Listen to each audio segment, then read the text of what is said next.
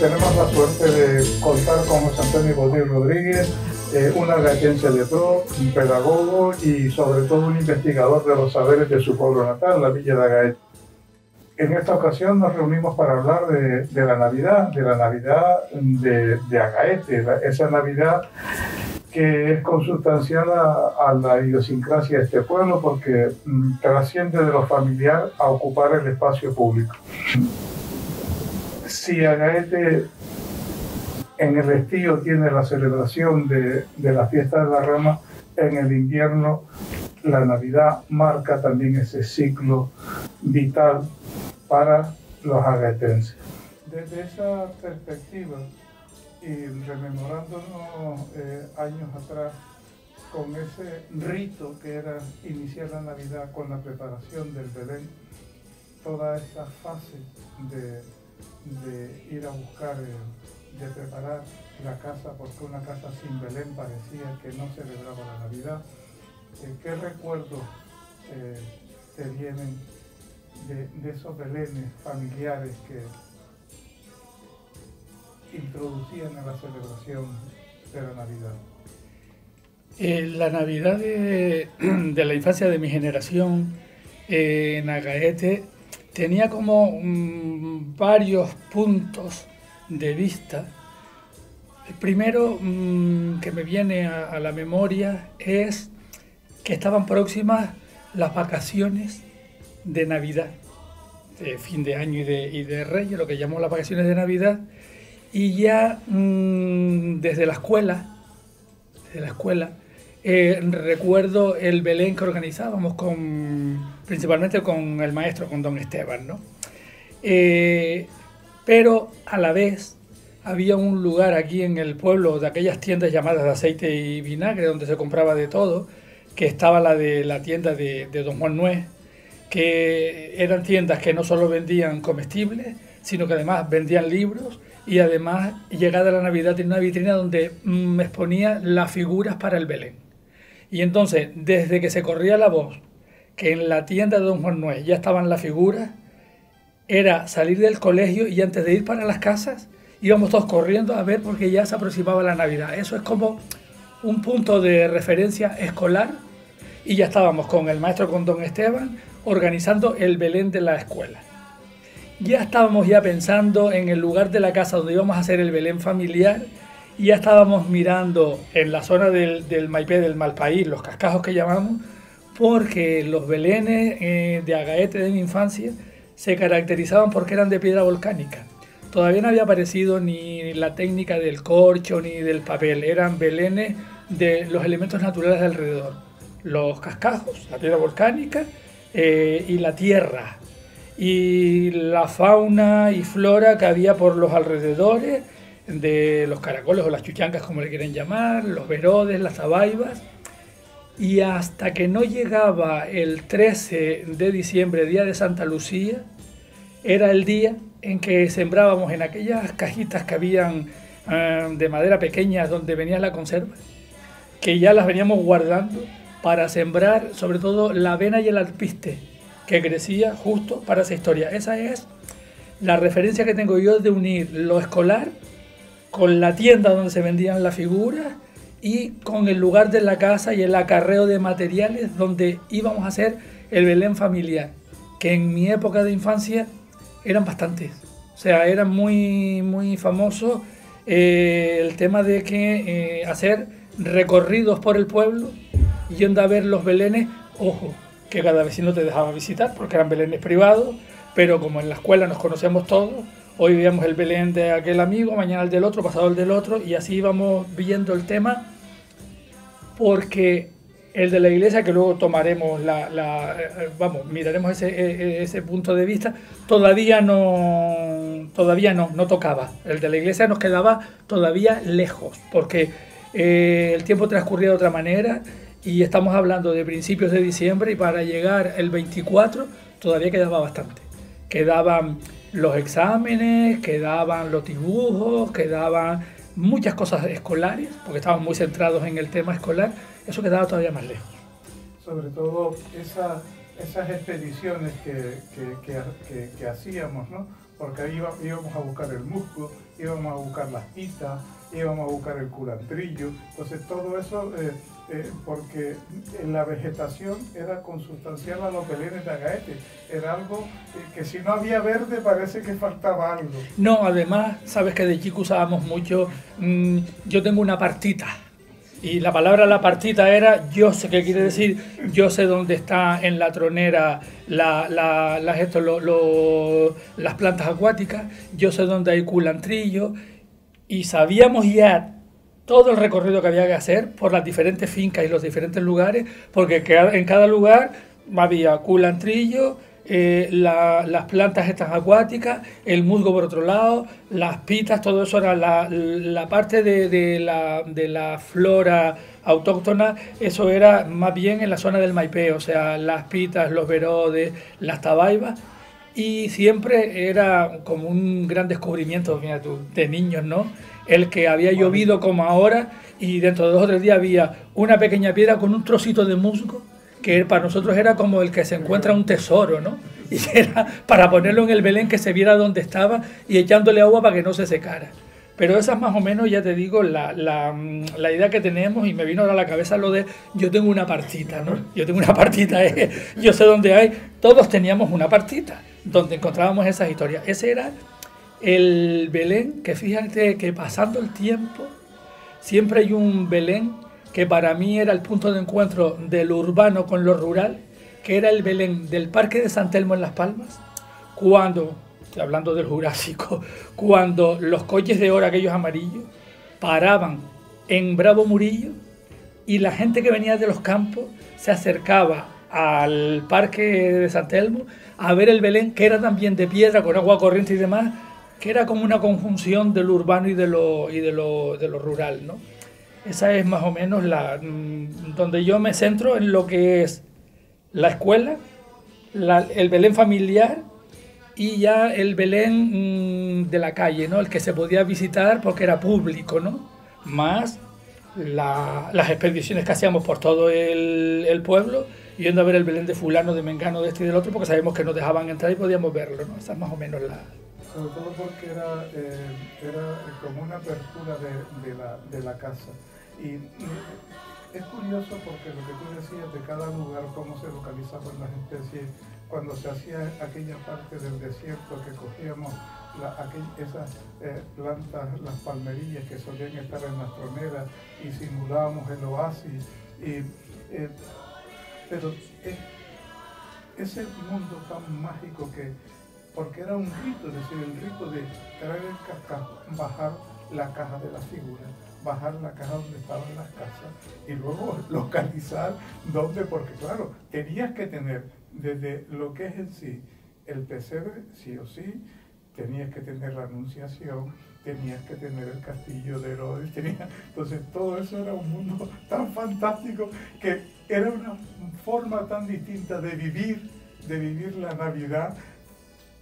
Yo me río porque según vas relatando me voy acordando, ¿no? Y sobre todo lo anacrónico, ¿no? Que en aquel pequeño espacio donde lo hacíamos, aquí estaba el desierto con arena que íbamos guardando de alguna obra que cogíamos, la arena amarilla para hacer el desierto, o seguramente muchas veces no había arena, sino serrín, que íbamos a las carpinterías Ande, Deme y con la bolsa de plástico para que lo llenaran para hacer la tal, pero es que con la misma, al lado estaba el famoso poblado, que con harina presentamos una nevada, o sea que estaba el desierto y la nevada juntas, el desierto y la nevada juntas. No es que no haya nieve en un desierto, sino que el tipo de casas que teníamos no tiene nada que ver con las jaimas del desierto, pero que nosotros en 2 metros cuadrados hacíamos mañana, tarde, noche, desierto, río, bueno, el río. El río era desde el mes de septiembre, corriendo detrás de quien tirara una caja de cigarro para coger las platinas, y después, como gran invento, nuestro amigo común Pedro Alma, el berlinista hoy, Pedrito, ¿no? Y después en la escuela también, cristales que se teñían con aquellos polvos que había para hacer la tinta, y después nosotros en las casas lo hacíamos con el añil de las madres, robándole a las madres la pasta del añil para hacerlo ya azul y que fuera como más agua. Ya te digo, y aquellos patos sobre la platina, pero nosotros estamos convencidos de que hubiera un río, porque también un Belén sin un río y sin un puente tampoco era un Belén. O sea, de todos los componentes que has ido diciendo, había que tener un río, que nunca tuvimos aquí un río, porque hemos tenido barrancos y secos además, y había que tener también y un puente. Eso era fundamental con todos los elementos que estamos ahora diciendo. Pero es ese mundo mágico infantil que nosotros íbamos componiendo con aquella, claro, con la edad que teníamos y con las ideas que iban surgiendo, porque te estoy hablando de una época donde la televisión todavía no había llegado.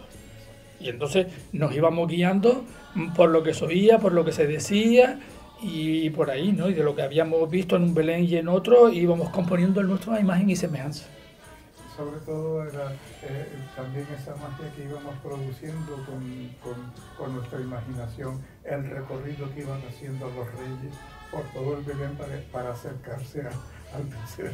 Y otro detalle que no quiero que se me olvide, y era la pregunta más fastidiosa que ha habido de toda la vida en un Belén. Cuando llegaban a ver tu Belén y decían, mira, ¿y por dónde vas aquel pastor? Sí. O sea, porque tenía que tener la lógica de que había que tener un camino definido por donde vas el pastor. Y yo recuerdo que había gente que iban moviendo los pastores primero, porque tenían que llegar el 24, y los reyes después, y cada día iban moviendo la figura para darle vida a aquellas figuras de barro que nosotros le consideramos personas, todo humanizado, que los movíamos nosotros y los colocábamos y para adelante y para atrás. Y te digo, la famosa pregunta, ¿por dónde vas a ser pastor? Que se nos ha quedado para toda la vida, porque tenía que tener una lógica, la lógica infantil, que tú tienes que ver un camino por donde van a llegar al portal de Belén.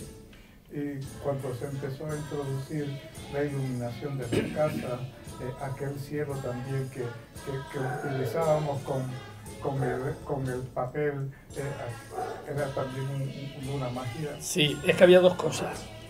Cuando ya tuvimos acceso a comprar la instalación simple de aquella ristra de bombillos, en aquella época, aquí en Agaete, que ya lo he contado más de una ocasión, la planta eléctrica tenía unas horas de funcionamiento.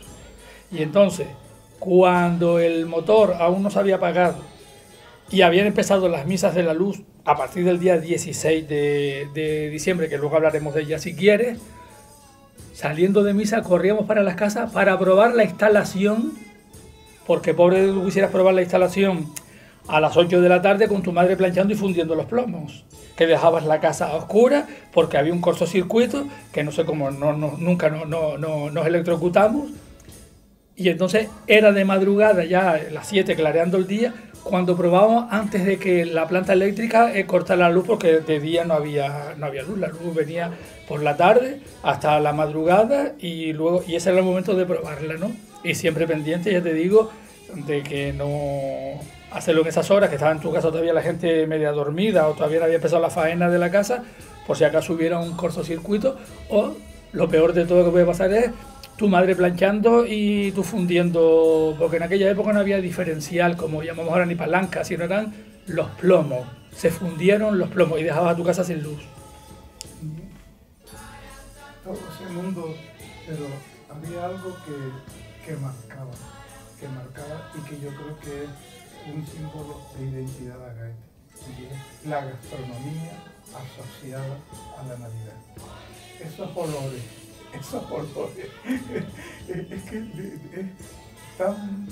de tal riqueza que bueno que... Estos días, ya hace un par de días, estuve haciendo las truchas con la receta que me dejó mi madre, y entonces era la gastronomía, sobre todo la parte de repostería, era la parte en la que participábamos todos. Te hablo de una época donde no habían obleas que se compran como hoy en el supermercado, sino había que amasar la harina con agua de matalaúva que la hacía mi madre y un poquito de limón y aceite y tal, y luego era por turnos todos en la encimera, lo que llamamos el pollo de la cocina, porque no había ese rodillo de madera tan moderno que hay hoy, ¿no?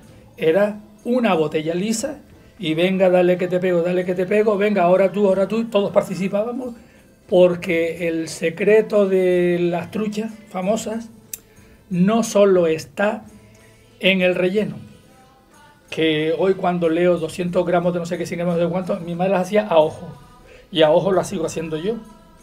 Podías tener un buen relleno, pero como la masa no estuviera lo suficientemente fina, te podía salir más que una trucha, un trozo de pan duro que no era comestible. Eso era que había que hacerlo un par de días antes de la Navidad.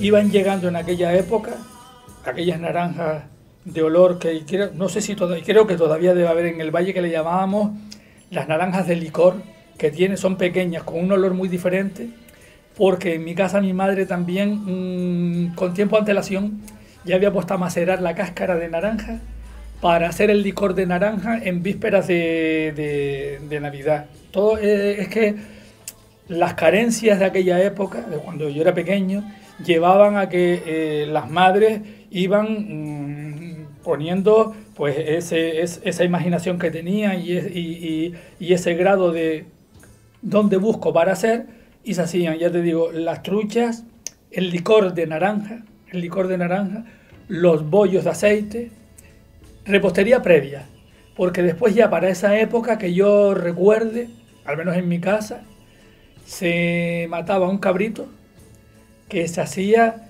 en adobo, que también le llaman embarrado, que es todo ese mejunje que se hace con el ajo, orégano, el buen aceite, que se pone a macerar a lo mejor desde por la mañana, para después hacerlo principalmente frito, para servirlo caliente, pero eso estamos hablando ya del llegado el momento de la cena de Navidad y muchas veces el almuerzo del 25, la cena de Nochebuena y el 25, que eran las sopas, que hoy me invitó una amiga a su casa y la madre me dijo, ¿quieres sopa de garbanzo o la quieres de ajo? Digo, de ajo. Y me comí unas sopas de ajo, que hacía tiempo que no me la comía, de las que yo recuerdo de pequeño, ¿no?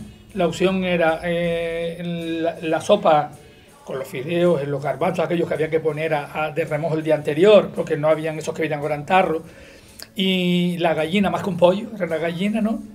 De ahí se sacaba la buena sopa, con aquel olor a pimiento verde y aquel hierbahuerto, que era exquisito, y de segundo era el Baifor, cabrito que le llaman en adobo, con papas sancochadas. Eso era fundamental, la comida. Y luego llegaba el momento de los postres, que ya te lo acabo de contar, pero empecé por los postres porque era lo primero que se hacía, porque eso sí que no se improvisaba, eso había que hacerlo un par de días antes para aquella mesa. Y luego aquel frutero que yo recuerdo en mi casa, con aquellas naranjas de ombligo, aquellas grandes del valle, y con guayabos también.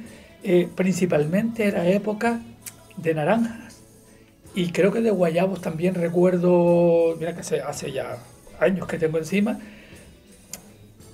porque no había centro de mesa como hacemos hoy con las bolas de Navidad, porque el árbol de Navidad también llegó más tarde. Eso llegó más tarde. Y era aquel frutero que era el centro de la mesa y después todo aquel servicio. Eso era fundamentalmente el tema de lo que era la comida y la repostería que había, ¿no? Y luego estaba siempre preparada, que yo recuerdo de toda la vida en mi casa, aquella bandeja de truchas tapadas con un paño y la botella de anís y la botella de licor, porque no sé por qué razón no se servía tampoco, en aquella época era ni de whisky, de ron sí, pero cuando venían las visitas se invitaba con licor, el licor de naranja que hacía mi madre, el anís que se compraba, el anís del mono, recuerdo, que era el que se cogía para ponerle también a las truchas, ron con miel, eran licores, era como cosa que no era de otra época del año, era de Navidad. Era muy asociado porque, claro, son bebidas de alta graduación. Y dulce. Exacto, y era el tiempo frío, entonces es una manera de compensar. Y son olores asociados, es decir, el olor a la anís, el olor a las naranjas de sajarina, que es la que metían. Yo recuerdo de mi tía Chana que hacía las botellas con licor y las ponía sobre el ropero. Y es un olor tan que se añora ese tipo de bebidas, ¿no? Ese tipo de olores. Sí, y luego recuerdo que además se sacaba para la ocasión aquel juego que había que no se tocaba nunca, no sé por qué, que todavía en mi casa existe, aquella botella preciosa con el juego de los vasos que le llaman chupitos, le llaman hoy en esos vasos de los chupitos de ahora, en los de antes, porque había una medida que era el vasito de anís o de licor, tanto para hombres como para mujeres. Eso era muy bueno. Y claro, esa mezcla entre el olor a licor de naranja, el olor del anís, el olor, más que el olor, el sabor de las truchas, ese sabor a canela, ese sabor a limón, esas almendras que mi madre ahora se compran ya molidas, pero que se machacaban ahí para ponerlas, y las pasas, eso eran los sabores. Porque incluso aquí el meter el dulce de cabello no era, aquí la masa era distinta, ¿no? Tú has hecho un decálogo de los ingredientes de la masa de la trucha, porque la trucha de dulce de cabello... Eso vino después. Aquí lo que había era batata en la tienda, que además tuve que hacer las truchas. Una de las batatas no estaba tan buena, tuve que quitarle la mitad, pero era batata de la dulce, de la auténtica. Y digo, voy a otro supermercado que me viene a mano a comprar otra. Y cuando la estaba pelando, digo yo, esta no es tan dulce como la otra. Las manos se me quedaron como ásperas, como cuando pelas el ñame para un potaje. Y me vino a la cabeza así la chispa, que mi madre le decía a las vecinas, mariquitas, que la batata no es tan dulce, le pones el doble de azúcar y de anís. Y me vino la chispa a la cabeza. Digo, esto lo arreglo yo porque hice dos masas diferentes y a esta le voy a poner doble tal para que se me equiparara con la otra que sí era dulce, porque aunque aparentemente la batata sea igual por fuera, no es lo mismo en el lugar donde se cultiva, que de dónde viene, que si viene de Lanzarote, que si viene de no sé dónde tal. Yo vi que aquello no era lo mismo, que me salieron igual porque me vino, ya te digo, la chispa, y entonces hice la mezcla duplicando el azúcar y el anís de una para otra, y sí me salieron, ¿no? Esos olores impregnaban la casa. Y además, toda la gente que llegaba se le convidaba, da igual la hora que fuera. Dependiendo si era hora de café, con unas truchas y unos bollos. Dependiendo si era más de la hora de tarde, con un vasito de anís o de licor de naranja o de ron con miel, a elegir. Pero siempre estaban las truchas y los bollos, y también hacía mi madre en esa época un buen queque también, de los que daban olor a queque, porque no eran con edulcorantes ni conservantes, sino eran de los auténticos. Y yo recuerdo que ese se hacía, tampoco había horno en aquella época, y había que llevarlo a la panadería de Mastro Juan, que la tenemos frente a mi casa, cuando avisaba que ya el horno ya ha bajado los grados de temperatura, este es el momento de meter los dulces, y allá que íbamos con esa historia. Esa es la Navidad de los olores y de los sabores. Y la del nacimiento era más imaginación, que le poníamos con otra cosa, pero también conllevaba, era la Navidad de los sentidos. Unos más que otros del tacto, del gusto o del olfato, pero era la Navidad de los sentidos. El espacio se ha transformado, es decir, no solamente dentro de la casa, sino también el exterior, porque esta tierra tan agradecida con aquella lluvia se volvía todo verde, parece que todo se unía a la celebración. A ver, con el paso del tiempo, Javier, después ya estudiando magisterio, estudiando música, el catedrático que teníamos en la escuela de magisterio, don Domingo Monbiela, llegada la Navidad, cada grupo de magisterio, si habían 5 o 6 primeros, otros segundos y tal, era un coro, todos al unísono, porque habíamos estado, era la clase de música y además de aprender, pues también. Y entonces surgieron muchos villancicos y hay uno que dice Gran Canaria hecha Belén, llena de paz y alegría, pero es que con las lluvias que han caído estos días, dentro de un par de días, Gran Canaria es el Belén que soñábamos desde pequeño, verlo todo verde y que el Belén nuestro se pareciera a las montañas que teníamos enfrente. Era la imaginación infantil. Y entonces mi casa, la tuya y el del otro, donde había un Belén, como ya teníamos la piedra volcánica, los cascajos, ya simulábamos ya la naturaleza, más la flora que teníamos, más la fauna que había, la fauna digo la que manejamos nosotros, las lagartijas y las chuchangas, los caracoles, esas cositas. Era un agaete hecho Belén y llegábamos a creernos que el Belén de mi casa, de la tuya y de la tuya, era similar a las montañas que estamos viendo ahora, que ya por esa fecha estaban verdes ya. Y Agaete tiene una gran tradición de belenistas, ¿no? Tú antes nombrabas a Pedro Barbosa y su mujer Julia Bermúdez, está Antonio García Rodríguez también, Sergio García, José Santana, que tiene Benjamín Arma. Y hay una playa de belenistas que incluso han trascendido, como el caso de Pedro Armaposa, el espacio de Agaete. Mira, nosotros luego teníamos un referente que era la iglesia, que dije, eso venía después. En la época de don Manuel Alonso Luján y en los primeros años de don Teodoro, estoy hablando de los años 50, 60, el Belén de la iglesia era solo el misterio, con unos santos travestidos, un San José antiguo que todavía está en la iglesia, y una Verónica que era milagrosa porque era la Virgen del Belén, era el ángel del Huerto de los Olivos el lunes santo y era la Verónica el viernes santo, con el niño Jesús que todavía está, y la mula y el buey eran pintados de cartón.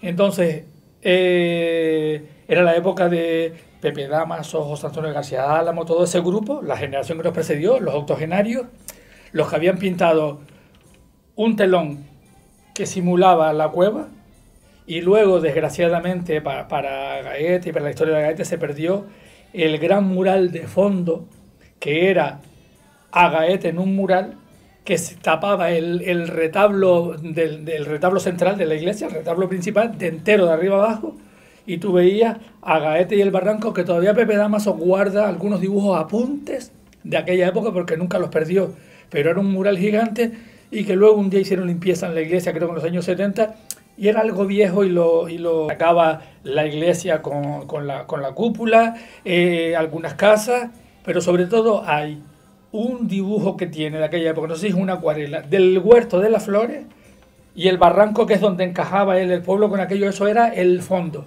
Y nos quedábamos sorprendidos del mural. Y luego había otros papeles pintados, como simulando un desierto, que era lo que cubría, que ahora ya no está, porque el paso de lo que es la iglesia al presbiterio era la mesa de la comunión, que era toda una balaustrada, y esa balaustrada quedaba cubierta con estos papeles que te cuento, simulando un desierto. Luego se hacía ese Belén con el misterio nada más, y en la misa del gallo empezaba el canto del Kyrie con la iglesia totalmente a oscuras, Y cuando el cura decía Gloria in excelsis Deo, empezaban las campanas a repicar, las campanillas, los monaguillos tocando, y entonces el coro parroquial pues interpretaba la misa en fa bordón, que era en latín, que es esta que creo, no sé si todavía se canta porque hace unos años que no voy, y entonces ya entonaba el coro, el Gloria, pero ya con panderos, con sonajas, con triángulos, con pajarillos y con todo, que era el... a ver... Et in terra pax hominibus bone voluntatis. Me la sé de memoria, pero con esto yo creo que ya te empasca suficiente, que era la misa propia de la Nochebuena, la misa del gallo. Esa era la misa del gallo. Y en aquella época, claro, la iglesia estaba llena, repleta, porque era cenar en las casas y correr para la iglesia porque la misa empezaba a las 12 de la noche. Eso era la Nochebuena y nuestro gran referente. Luego, más tarde, fue con Don Teodoro que ya se compraron figuras que siguen, muchas siguen existiendo. Creo que el misterio existe todavía, que eran ya más grandes, y los Reyes Magos, y se hacía un gran Belén ya en el... Se seguía manteniendo el telón de fondo de Pepe Dámaso, lo demás desapareció todo porque se hacía un Belén, con la Anunciación, con el misterio, con los Reyes Magos. Y lo más famoso de todo el Belén, que ya también lo he contado, era el molino de Valencia, el padre de los Barroso, el padre de Valentín, de Eusebio, de Alfredo y de Benjamín. ¿Se me queda alguno? Creo que no, son 4, ¿no? Bueno, Valencia, que era un manita, porque yo siempre se lo digo y no se van a enfadar, el que era un inventor era el padre, y los hijos salieron al padre en inventores. Hizo aquel Belén que movía las aspas con agua, porque según se mira al presbiterio, donde hoy está el conjunto flamenco de la Virgen de las Nieves, esa era la antigua cocina de la casa parroquial. Tenía un agujero en la puerta abierta y por ahí salía la manguera con el agua que le daba a la noria que estaba detrás para que se movieran las aspas del Belén. Eso era... Lo más importante del Belén, era ver mover el molino de Valencia. Y luego todo el mundo iba a visitarlo, el besapié del niño y el coro cantando villancicos. Desde que empezaba el besapié, que mira que habían colas, hasta que se acababa el tema. Y después ya en muchas ocasiones salía, que lo tengo que nombrar porque es parte fundamental de la Navidad de Gaete, don Tomás Martín, Tomasito efectivamente para nosotros, que ya había salido las misas de la luz desde el año 59, unas veces con la melodía, otras veces con el acordeón, y dábamos una vuelta por los alrededores porque ya habíamos recorrido el pueblo recogiendo gente que se decía para venir a la misa de la luz. Esa era la noche buena de Agaete. Y después ya todo el mundo se recogía porque los bares no estaban abiertos, sino era una noche de recogimiento, ¿no? Y es una tradición que ese recorrido que hacen los componentes de los cruceros de la madrugada, que también le da una identidad a la Gaeta. Es algo que marca diferencia con otras localidades. Esa aportación, ese recorrido que se hace invitando a los vecinos de la Junta del Pueblo, crea identidad y que marca la diferencia. Sí, las misas de la luz con este recorrido empezaron en el año 59, yo tenía 7 años. Recuerdo la primera salida porque me llevaba mi tía de mano, que era el coro de la iglesia. Y era con don Tomás Martín, con Tomasito a la cabeza, unas veces con la melódica, después ya más tarde con el acordeón, que luego con todo el tema de la quiebra de las fábricas de zapatos y demás historias, pues ya se va a Las Palmas. Pedro Armas, el profesor, conocido más por Pello, echaba un cabo en 3 semanas, Tomasito venía, después también estuvo don José Santana en otro momento, lo retoma Tomasito de nuevo hasta el año pasado, y comenzaban el día 16. Las misas de la luz se supone que es una por cada mes de gestación de la Virgen María, 9 hasta llegar a la noche de la Misa del Gallo, la noche del 24. Y se hacían diferentes recorridos por el pueblo para llegar a todas partes, que era para despertar a la gente. Qué casualidad que en Cuba,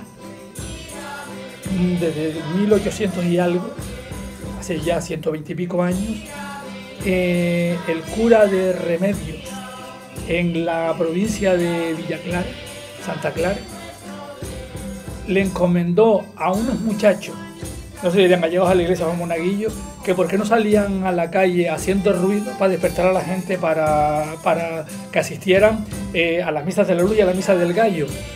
Eso dio lugar a lo que hoy en día se llaman las parrandas del centro de la zona central de Cuba, que están declaradas Patrimonio de la Humanidad, con carrozas, con demás historias, que en Remedios, que yo estuve el año pasado, en Navidad, se hacen la noche de la Nochebuena, después de la Misa del Gallo, con aquellas grandes carrozas, aquella cantidad de fuego en la calle llena de gente, una celebración muy potente, fantástica además, que yo me quedé asombrado, y están declaradas Patrimonio de la Humanidad.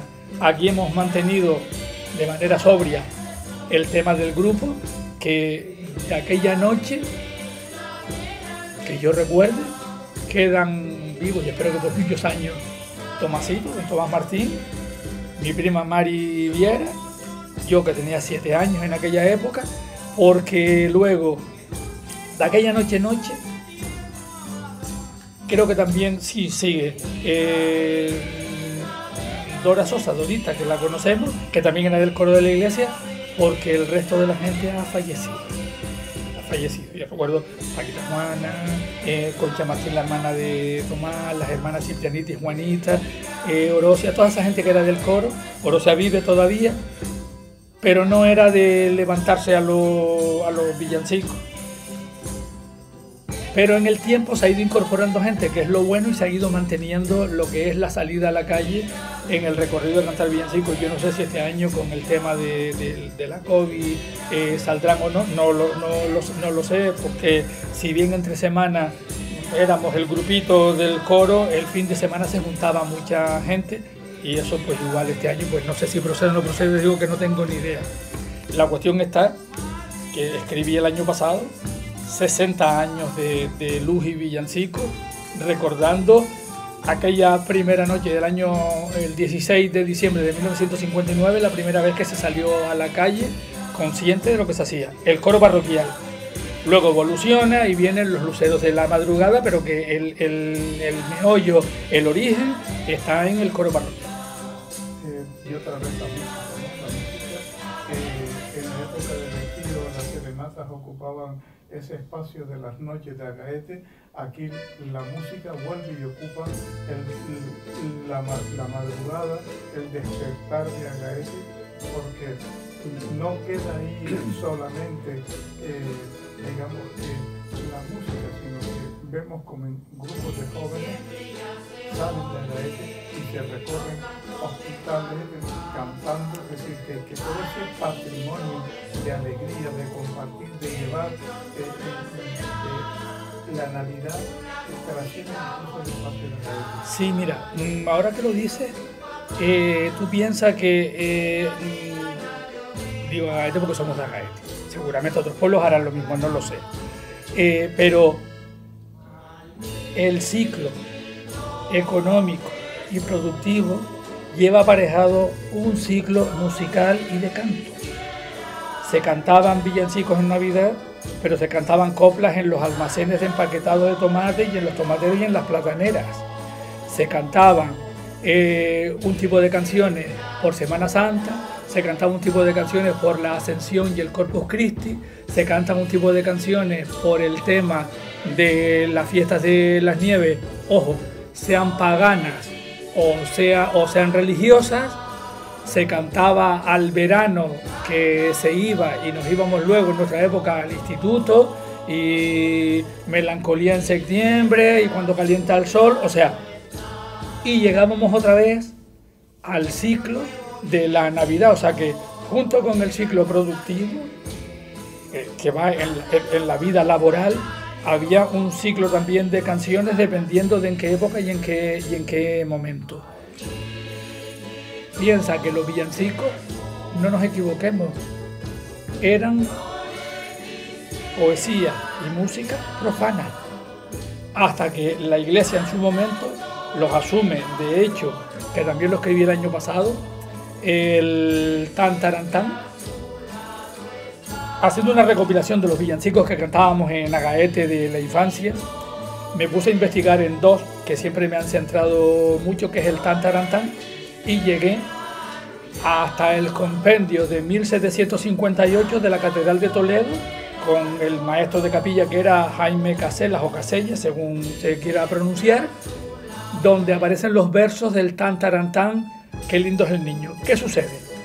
Que la transmisión oral, cuando dice la gente, no, eso no es así, que es así, no, eso es así aquí, allí de aquella manera y de la otra manera, porque la transmisión oral está muy sujeta, como el romancero, al cambio de palabras y de letras, pero el Tan Tarantán, qué bello es mi niño, Tan Tarantán, qué bello nació, eso está en los versos del compendio de 1758 de la Catedral de Toledo. ¿En otros sitios se cantarán de otra manera? Seguramente, pero aquí eso lo hemos mantenido. Y después está también Sobre tu cunita, que lo cantaban nuestras abuelas, y que recuerdo que en la coral del casino, cuando la dirigía José Antonio García Álamo, era uno de los villancicos que incorporamos al repertorio de la coral llegada la Navidad. ¿Recuerdas la...? Ese es, a ver... Cerca de Belén he visto un pajar y a su ventanita me pude asomar. Un precioso niño vi entre pajitas y al lado la Virgen tendiendo ropita. Luego hay otra estrofa, pero después viene la parte del estribillo, que es la parte más movida, ¿no? Entre tu cunita, niño, he visto arder una farolita como la del tren, que alumbra con gas a la medianoche y a la madrugada. Es que tengo la costumbre de cuando canto esas cosas tengo que marcar el compás, porque tengo ese defecto musical de que tengo que marcar el compás. Esas otras, que aquí en Agaete se le quitó la parte de la nevada que lo cantan en Extremadura y en Castilla-León, que aquí no se canta porque aquí nunca hubo nevada, y se le introdujo otra estrofa que la tengo también recogida en esa investigación que hice para adaptarla a nuestra realidad, porque aquí no nevaba, cosa que en Extremadura y en Castilla-León evidentemente que nevaba. Eso te marca la historia, es decir, cómo llega aquí, que lo traen los curas que fueron viniendo de donde vinieren, y ese villancico que viene de la tradición profana,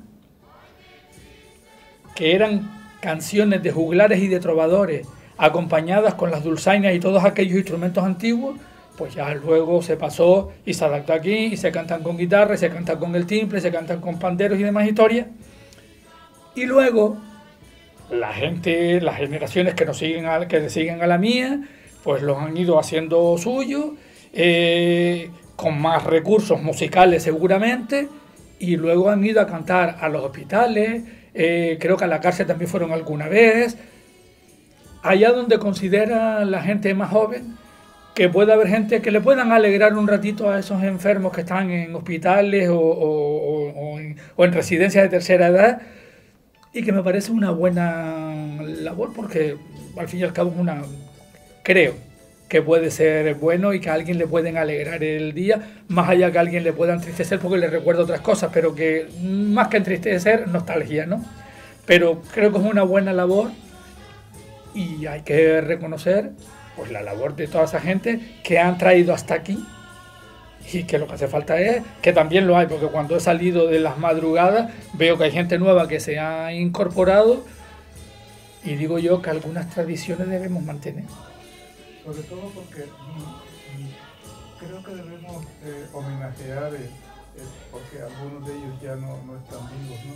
Pero me estoy acordando de los hermanos Tito, que junto con Jerónimo Martín, con Momo, con Felo, Rafael García, con Manolo, hermano de Felo, ellos tenían también su grupo, que con el saxofón venían y vamos, esa copita de anís, el sacarle las trullas, sentarte. Yo recuerdo aquí ver cómo llegaban, ¿no? Y esa alegría y aquellos sombreros que traían. Sí, eso era un grupo muy singular, que lo hacían a la chita callando, porque ya se conocían los que eran, y eran siempre o después de la misa del gallo o en un día determinado de esos de Navidad, ya ellos se juntaban y lo hacían, y ya sabían también a las casas donde se iba. De hecho, yo recuerdo después de la misa del gallo, ya en mi juventud, que salíamos también a hacer serenatas de Navidad, y recuerdo que la casa de Felo García, allí en la calle del Carmen, era uno de los puntos de parada y de comida. En mi casa, mi madre, teníamos casa, bueno, y en la tuya también, vinimos también alguna vez aquí a dar serenatas, de estar emparrandados en la plaza, esperar que se hicieran las 12 de la noche, que se despistara mucha gente y quedar los que teníamos que tal, ir a buscar las guitarras y salir de serenata, que era algo, no digo que se haya perdido, no, porque hay veces que ya no me coge aquí la noche buena, que me coge en otro lugar, pero fueron muchos años los que hemos salido a rondar ya, más allá ya de los villancicos, del coro de la iglesia y de los luceros, sino ya los grupos de ronda de amistades, ¿no? Sí, sigue estando y además un grupo bastante cohesionado, ¿no? Jesús y el hermano Calixto Noé, José Luis Saavedra, Jota, Feluco, también Kiko, el marido de Menchi, Sergio Cruz. Es un grupo que son realmente el núcleo que, aparte de salir por aquí por Aguete, son también los que van a visitar. Ese grupo que tú dices, el de los hermanos Noé, Jesús y Calixto y todo esto, Sergio Cruz, Kiko y demás, son los que suelen ir a hospitales y creo que alguna vez, no sé si fueron hasta la cárcel, que había alguien de Agaete tal, a cantarle un villancico porque es Navidad, o no villancicos, sino canciones que consideramos de Navidad, como son Los gallos están cantando, o campanitas que van repicando, o sea, que se han ido incorporando como repertorio navideño, ¿no? Porque luego ha venido, claro, luego todo evoluciona, llega la discografía, llega la televisión y llegan villancicos de Allende los mares y se cruza el Caribe con el Atlántico de ida y vuelta y aparece a la huella y que será hasta la mar azul del cielo, que son villancicos de ida y de vuelta, ¿no? Hemos hecho un recorrido y si te parece bien podríamos concluir esta grata conversación rememorando una contribución que nuestra generación hizo a la Navidad, como fue el Belén Viviente. Hombre, el Belén Viviente marca un antes y un después de la Navidad. Marca un antes y un después, primero, porque a nosotros nos cogió, el primero lo hicimos en el año 1970. O sea, teníamos 18 años en aquella época. Pero ojo, que no era una cosa aislada, sino, ya creo que lo conté, o sea, hicimos el Belén Viviente, pero ya veníamos desde el año 69, 70, 68 y 67, con los carnavales, con el Belén en el 70, con la fiesta de las nieves declarada de interés turístico nacional en el año 72, que éramos todo un grupo trabajando con el siempre querido y fallecido don Sebastián Monzón, que era el concejal de fiesta, siendo alcalde José Antonio García Álamo, y fue aquella historia de decir, bueno, se hace un Belén viviente, buscando sitios donde acabamos en la plaza Fernando Gea, que en aquella época le llamamos la placilla, porque era la más pequeña, donde el grupo escolar, el primer año. Y aquello ya vimos que había posibilidad y pasamos al siguiente, al tema del barranco. Por suerte ya en aquella época estaba otro personaje al que le debo un par de escritos, ¿no? Que era el fotógrafo guiense Francisco Paco Rivero, que dejó constancia de todos esos años de primeros del Belén, y además con buenas fotografías en blanco y negro. Y ahí eso fue todo un revulsivo que después ya lo retoma la Asociación Cultural Antigafo, y llega un momento en que aquello ya, las dimensiones se desbordaron más allá, acabábamos las carreras, empezábamos a trabajar, cada cual tenía un destino ya laboral totalmente distinto, que ya no éramos los estudiantes divertidos y juguetones, sino que ya se acabó la época de estudiantes y ahora viene el momento laboral, y cada uno fue tomando camino allá donde la profesión le fue marcando, indicando, ¿no? Fueron años de mucho trabajo, fueron años de mucho entusiasmo, sobre todo, de mucho entusiasmo, de mucha colaboración, venida de todas partes. Fueron años de sufrimiento, de cuando el Belén casi montado venía un vendaval o venía una lluvia y nos lo echaba al suelo y había que reponerlo otra vez, pero claro, la juventud y la energía no tenían límites en aquella época, pero bueno, hay constancia de toda esa labor. Es un trabajo impresionante el que se hizo, ¿no?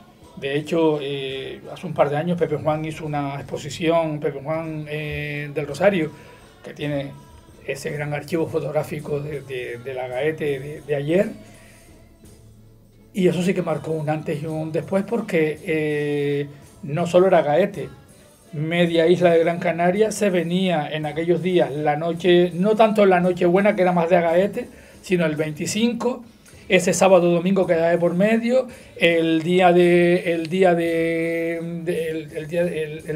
Año Nuevo y el día de Reyes, ¿no? Pero ya digo que llega un momento en que no hubo en aquel momento nadie que retomara aquello, porque claro, los demás ya estábamos trabajando en un sitio en otro. Por ejemplo, a mí me tocó el destino laboral de dar clase en Tenerife, y ya llegabas la víspera de la Nochebuena aquí, porque las vacaciones eran el 22, llega el 23 y ya te vas desvinculando, y como yo, los demás. Pero la experiencia queda ahí y está para la historia, que ya he escrito también sobre ella, y eso sí que marcó un antes y un después. De hecho, se sigue hablando de aquel Belén viviente, porque ya está la generación que nos precede, pero está la nuestra, que todavía no somos tan viejos, y gente que viene años detrás, que conocieron, que participaron, que se vistieron, que colaboraron. Y eso sí que marcó ese antes y ese después. Yo recuerdo que el primer año, cuando montamos el Belén en el barranco, muchos lugareños seguro que lo recordarán, había una enredadera donde está el arco de la pescadería, donde los decorados que hacíamos en lo que hoy es la biblioteca, que era la sede de la Asociación Cultural Antigafo, no cabían. Por allí tuvimos que dedicarnos a podar la bugambilla enorme que estaba, que aquello era para poder pasar el decorado, porque no nos cabía. Y lo que dices, no era una manifestación donde convocaba, e incluso económicamente Agaete se reactivaba, porque los comerciantes se beneficiaban, y era, yo diría que el Belén viviente que con tanto empeño sacábamos adelante, fomentó, si cabe, el orgullo de pertenencia a Gaete. Era una contribución también junto con todo lo que tú decías antes, a ese orgullo de ser agaetense. Era una contribución a la identidad, porque después era todo el movimiento que se generaba, los cruceros de la madrugada, el coro parroquial, venían hasta parrandas de fuera a cantar los villancicos dentro del Belén. Era una manifestación festiva. Mientras estás hablando me estoy recordando todo ese ciclo, y entonces fue una época en que el carnaval en la calle del Tiro de la Sardina se celebraba en Agaete, y después empezó Ingenio, porque lo otro eran bailes de carnaval en sociedades, pero no había carnaval en Las Palmas en esa época todavía, ¿no? Te estoy hablando del año 68, 69, 70, 71, 72, 73, 74, hasta el 75 y 76. 75 más bien. Era Agaete centro de atención de la calle del Tiro de la Sardina, que se hacía en domingo. Una. Dos. El Belén viviente, que se había hecho ya en Navidad. Y ten en cuenta que luego fue también la gran eclosión con el tema de la rama como declarada de interés en el año 72 de interés turístico nacional. Fueron unos años que, claro, nos subimos al carro de lo que fue otra forma de promocionar Agaete, con el declive del modelo económico anterior, que ya venía en decadencia porque fracasó ya la agricultura, la exportación, y había que engancharse al carro de la promoción del turismo incipiente, que empezaba a llegar. Ya estaba llegando al sur, porque hasta los 60 estaba en Las Palmas, y nos teníamos que subir al carro de otro tipo de economía diferente. Y recuerda que los eslogans de aquella época era Agaete fiesta o Gracia Blanca de la Costa Negra, que era con lo que se llevaba en aquella época, y se buscaron esos dos titulares, los eslogans que llamaban, de promoción. Y entonces voy recordando que fueron las fiestas los que nos mantenían el candelero. Claro que a su vez, para la economía de la época, los bares y restaurantes que habían, el pueblo se cuadruplicaba de gente que venía desde por la mañana, que venían a las nieves, que venían a almorzar, que venían a tomar copas en los bares. O sea, era otra forma de generar economía con lo que había en aquel momento. Otra forma de generar economía. Y eso se hizo, ya te digo, en Navidad con lo del Belén viviente, los carnavales, la rama, que eran 3 momentos en el año donde exportábamos el nombre de Agaete, con la idiosincrasia añadida de un pueblo, ya éramos lo que éramos, y festivo además, ¿no? Esa es la visión que yo tengo, que nada viene suelto, sino que hay una cadena, y yo siempre lo tengo asociado con la evolución del modelo económico, uno que ya venía en decadencia y otro que empezaba a surgir, y a ver cómo nos enganchamos a esto. Bueno, y espera, que no se me olvide, y el famoso Día del Turista, que era otra forma en que el Centro de Iniciativas Insular de Turismo enganchó también con la gente que estaba en Las Palmas, enganchó a Agaete para traer, y empezaron a llegar todas aquellas guaguas de turistas, y aquel día que yo, que no soy nada revisionista, era lo que había, era el modelo que había. Podía ser mejor o podía ser peor. A lo mejor analizado desde el punto de vista de hoy en día, pues a lo mejor, no sé si era el correcto o no correcto, pero es lo que había en aquel momento. Estamos hablando que no habíamos llegado a la Constitución del 78. Sí, no, era una época donde además hoy hablamos si intentamos contextualizar y si buscamos una imagen, por decir cómo se hacían aquellas cosas con mucha imaginación, porque había más imaginación que medios. Por contar una anécdota, yo recuerdo que cuando nosotros la iluminación del Belén la hacíamos conectando con el alumbrado público. Cuando conectábamos el Belén al alumbrado público, la parte de arriba del pueblo se quedaba sin luz. Sin luz. Se quedaban, los bombillos eran como candiles, aquella tal. Y dice, ¿qué pasa? Y dice, no, es que está el Belén conectado. Y como estaba el Belén, la gente se callaba. Exacto. Se apagaba el Belén y volvía la luz a la calle. Y en San Sebastián le pasaba lo mismo. Era como un candil y le llamábamos luz, aquello le llamábamos luz. Pero alumbraba, no, era como un punto de referencia que había allí y tal, hasta que se apagaba el Belén y volvía a coger fuerza la luz del alumbrado público para alumbrar sobre todo la Villa de Arriba y San Sebastián. Llegó a tener tal entidad el Belén que recuerdo incluso que hasta un programa de televisión española, que era lo máximo que se podía, porque era la única la televisión. Es que no había otra. Vino a grabar ese evento, ¿no? En definitiva, que la Navidad, la riqueza de la Navidad de Agaete en el Belén es importante, pero creo que la gran riqueza que tiene Agaete es lo que hemos conversado al principio. Esa riqueza patrimonial, eso que forma parte de la etnografía, desde los belenes, la repostería, la comida, es decir, todo eso que es el cúmulo, hasta las canciones que durante las mañanas nos alegran en la Navidad, porque si no hay música, no hay celebración, y afortunadamente Agaete y la música van de la mano.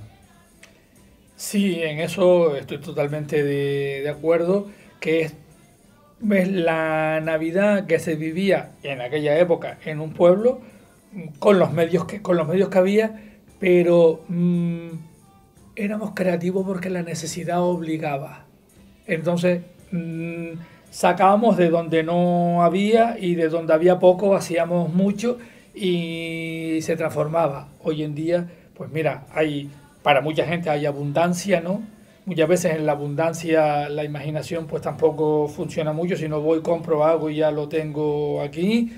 O también cuando la gente que, no sé por qué, para la gente, ay no, es que a mí la Navidad me da tristeza. Y hoy que me lo dijeron digo yo, sí, pues explícame por qué le da tristeza cuando pasa la rama y está todo el mundo bailando y te fijas en las azoteas y allí hay un señor, una señora con la lágrima que se le cae y que seguramente es de emoción, pero a saber de qué emoción, que no lo sabemos. Yo intento que todos los días, ya con ver amanecer, ya es un día alegre. Entiendo que haya gente que tenga motivos para estar triste, pero definir la Navidad como algo triste da la casualidad que yo al menos, y yo creo que gran parte de mi generación, la definimos como un tiempo y un momento deseado. De compartir. Era un momento de compartir, de convivir, y eso que pues, es una tontería, pero el Belén de allá, el Belén de acá, y antes dijiste una cosa que después se me quedó atrás, los belenistas. Mira, vi el Belén que está en la Casa de la Cultura, que lo hizo Antonio García. Vengo de ver el de la casa ahora mismo, de ver el Belén de Sergio García, magnífico. Supongo que Pepín Santana en el Valle hará el suyo, que es muy famoso, y claro, este año con los motivos de la COVID no sé cómo serán visitas o no. El de Marcelo en el Valle, que también... El de Mar... puedes decir, no es que naif, pero es que tiene tal pureza. No, pero es que hay una cuestión, mira. Para mí no hay Belén feo. Hace 3 años atrás, el de la Casa de la Cultura lo hacía Rafa Álvarez García. Rafa. Que tiene un punto que es muy difícil que los adultos lo tengan, porque lo tiene tanto para un Belén como para un taller de farolas para las fiestas de las nieves, o con un taller de pintura improvisada con los niños. Tiene el punto naif de los niños, que a mí, cuando lo hace alguien como él, que no es un profesional de la decoración, sino es instintivo, tiene ese punto que me gusta mucho, ¿no? O los belenes infantiles que hacíamos, que eran bastante naif porque lo hacíamos los niños. Y luego, y después tenemos el gran maestro belenista de Agaete, que es Pedro Armas, y su mujer, Juli González, que esos han llegado hasta el Parlamento de Canarias y al Cabildo de Gran Canaria, y ahora este jueves inauguran el Belén en el Palacete, en el Kegles, en la calle Pérez Galdós, en que lo hacen para el Ayuntamiento, en Las Palmas de Gran Canaria. O sea que de aquellos belenistas que yo recuerdo de la infancia, que estaba uno de los Barrosos, Juan, y otro hermano, Juanito García, hermano de... Es que hay veces que no me gusta decir el apodo por si la familia se enfadan, que era quien le hacía a Pedro de pequeño los belenes y de los que iba cogiendo recortes, de aquellos belenes de la iglesia, de aquella época de Pepe Damas o de José Antonio García Álamos, que eran los que pintaron, Pepe, que pintó aquellos papeles de la iglesia. Todo eso es un cúmulo de experiencias que supongo que están en el fondo de la retina de los que hoy son belenistas, que de una manera u otra han ido viendo, con las posibilidades que luego ha habido de materiales, de imaginación, de creatividad, de modelar figuras como la hace Pedro, que también modela figuras, o de adquirirlas con los maestros belenistas que hay por ahí, o sea, sobre todo los que se dedican al modelado de figuras, ¿no? Más los viajes que hemos hecho por esa Europa, viendo los belenes del Tirol, los belenes de la Alsacia, que eso te va dando una visión muy diferente y enriqueciendo con aquello que nacimos, y que yo les valoro mucho, muchísimo. También hay otro Belén de los que yo llamo familiares caseros aquí en Agaete, que es el de...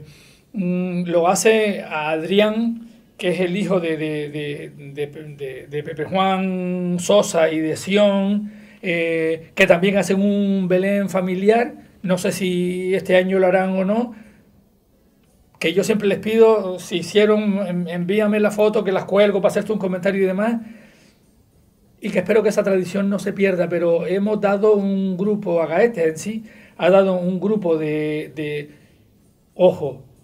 belenistas que además en algunos de los casos son de profesión decoradores o no decoradores, pero que cuando llega la época de Navidad surge todo ese grupo de gente, ¿no? Es gente con mucha sensibilidad. Te estaba escuchando y me estaba acordando de un joven, Benjamín Arma, que tiene ese Belén en el espacio que puede contar, pero que es un joven que él se sacrifica para comprar alguna figura y renuncia a cualquier otro adquisición, a cualquier otro placer, por hacerse con una figura determinada que vio no sé qué sitio, y se ocupa y se preocupa hasta que la hace suya y forma parte de ese patrimonio. Es vivir la Navidad de una manera... Que en realidad Benjamín es el más jovencito de los belenistas ahora mismo, ¿no? Correcto. Y yo por eso, cada vez que veo surgir, digo, no se va a perder la tradición, porque siempre hay alguien de una generación que por razones artísticas, de sensibilidad o lo que sea, ha visto, le ha gustado y dice, yo me quedo con esto, lo elabora, empieza de forma naif, que son muy bonitos además, y acaba dando un salto artístico donde hay perspectiva, donde hay ya una visión ya más evolucionada y más adulta, tan artística como la naif, porque a mí el Belén naif me sigue gustando mucho, y el Belén de los niños de 8 años y de 9 y de 10, eso me sigue encantando, y que juegan con la figura, que las pone y que las quita, porque es otro juego infantil, ¿no? Y no sé, pienso que no se va a perder, porque en realidad hubo un momento, que eso sí te lo quiero decir, un momento en que se pensó el rechazo al Belén porque es una cuestión religiosa. No, mira, para mí es una cuestión artística. De hecho, los belenes de la Provenza francesa no tienen nada que ver con los belenes del Tirol o los belenes de la Alsacia, estando la Alsacia más cerca de la Provenza. Tiene cada cual sus características, o esos belenes, ya te digo, del Tirol, donde aquí delante está lo que llamamos el nacimiento, y en el mismo y en la parte de atrás está el Calvario, que eso es otra cosa, o sea que mezclan como la vida y la muerte, ¿no? Con unas maquetas impresionantes que te quedas alucinado de cómo esos maestros belenistas van construyendo y elaborando, y que los hay, pero ya te digo, impresionantes, ¿no? Yo que he visto, no todos, que me quedan algunos, pero muchísimos belenes en el Tirol italiano, en el Tirol austriaco, en Alemania, en Baviera, en Múnich concretamente, está la colección de belenes más grande del mundo. En el museo regional hay una colección inmensa de belenes de coleccionistas que los fueron donando, ¿no? Y luego están todo lo de la Alsacia más los de la Provenza, o sea que hay ahí en Europa un desarrollo del tema del Belén desde el punto de vista artístico, más allá que cada cual luego es libre de ponerle la parte religiosa o no, cada cual, porque cada cual es libre. Creo que aquí en España eso se ha superado y ya el Belén ha recobrado, sin perder la parte religiosa para quien la quiera, porque eso es libre, la parte artística, que es muy importante, porque aquí también tenemos una gran tradición de belenes. Yo estuve el año pasado viendo el museo que tienen en Málaga, todas las figuras de Zarcillo en Murcia, más los que montan en Madrid, el mismo Palacio Real, que es un Belén napolitano impresionante, y otro que montaron en Cibeles también, de herencia de no sé qué casa ducal o condal o marquesado, de figuras antiguas de los belenes napolitanos, que también me gustan bastante. Y creo que es una riqueza que sé que no se va a perder, que va a perdurar, ya te digo, con independencia del punto de vista artístico religioso o religioso solamente, que eso ya queda al libre albedrío de cada cual. En cualquier caso, tenemos que estar orgullosos de tener un pueblo con sensibilidad, tener un pueblo que es capaz de contemplar su historia y vivir con ella, y lo más importante, que se hace con alegría. Peri, muchísimas gracias, ha sido una conversación muy grata, y hasta otra ocasión que esperamos. Nada, gracias a Gaete Espacio Web por la invitación. Ya sabes que cuando me cogen al lazo, pues porque yo soy muy difícil de casar, porque sigo el sentido que tiene mi madre de la vida, que la casa es para los muebles y que los problemas ya los resolveré cuando venga, pero yo no los voy a buscar. Pero ya sabes que me tienen a disposición cuando me necesiten, para cuestiones puntuales como esta, siempre a disposición. Ya digo, de Agaete Espacio Web y de Agaete en general, pues cuando se me reclame. De resto, pues a viajar y a vivir la vida. Muchas gracias. Gracias a ti.